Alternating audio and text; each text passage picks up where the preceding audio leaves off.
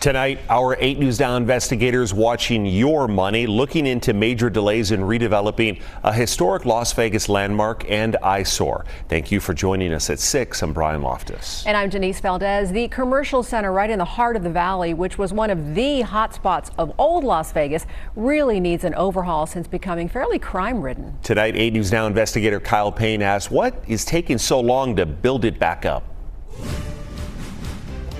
It's been around since the 1960s, but it's been about that long since anyone's paid much attention to commercial centers. Look around the kitchen of Lotus of Siam's flagship location on Flamingo, and you can all but smell those old-world dishes and distinct Thai flavors from their age-old recipes bubbling off your screen.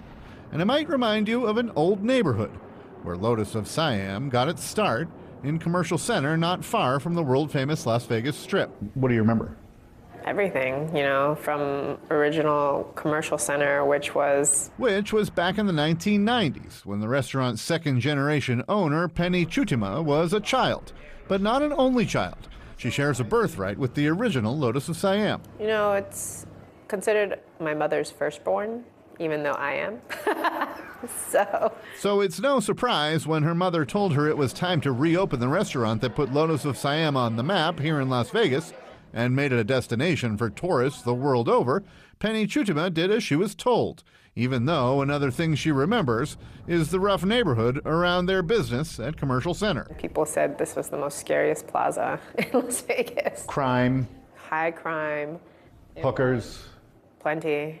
Plenty of that was enough for the owners of Lotus of Siam, who left Commercial Center in 2017 and went back 4 years later, 4 years ago in 2021.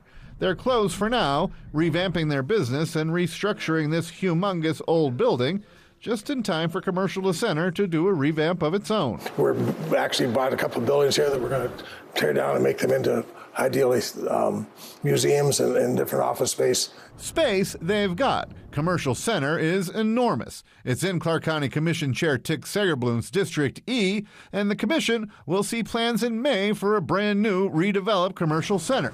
But even Sagerblum admits the planning is many years ahead of the doing, and a lot needs to be done. Well, if this center prospers like I think it will, then hopefully on both sides of it will be major high-rises, lots of housing, affordable housing mixed with nice housing across the street. Across the parking lot from where we interviewed the commissioner is a decent example of what's taking so long to get Commercial Center's redevelopment off the ground. There's no other place like this in Southern Nevada. It's definitely not beautiful right now, but it will be.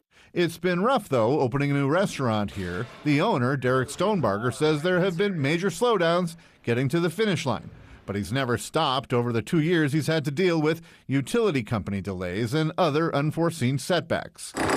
But Stonebarger, who turned 50 on Tuesday, is an optimist, as we learned from this interview in 2023. This whole area is ripe for revitalization. Actually, I've been in the plaza since 1992. And what would a story about Commercial Center be without hearing from Paula Sadler, owner of Luxury Salon and Spa at this location for over 20 years. She does a lot here to take care of the Commercial Center, including running its social media account and neighborhood cleanup, graffiti removal, taking away weeds. I had over a dozen abandoned cars towed away. We striped the parking lot. We did all the safety markings, all on volunteer contributions, and it was a great success. Success, though, can depend on how you measure it. And Sadler's seen prior failures when it comes to trying to redo the Commercial Center. Do we agree it's taking too long? It is taking too long, yeah, that's for sure. Why?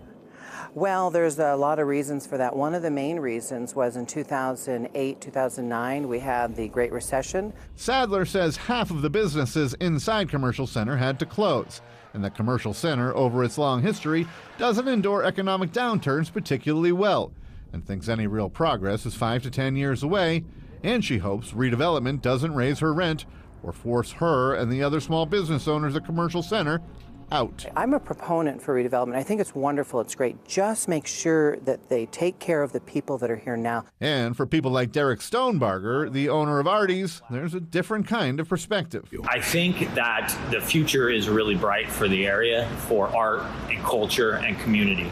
The owner of Artie's Steakhouse says he'll be open one way or another within a year, which will likely be many, many years before the county's big plans for commercial center come to fruition. In studio, I'm Kyle Payne, 8 News Now. Last night, Kyle featured some of UNLV's young artists who perform at Commercial Center. In fact, tonight the students are going to be singing an evening of musical theater at the Composer's Room. It is free and it starts at 7 o'clock.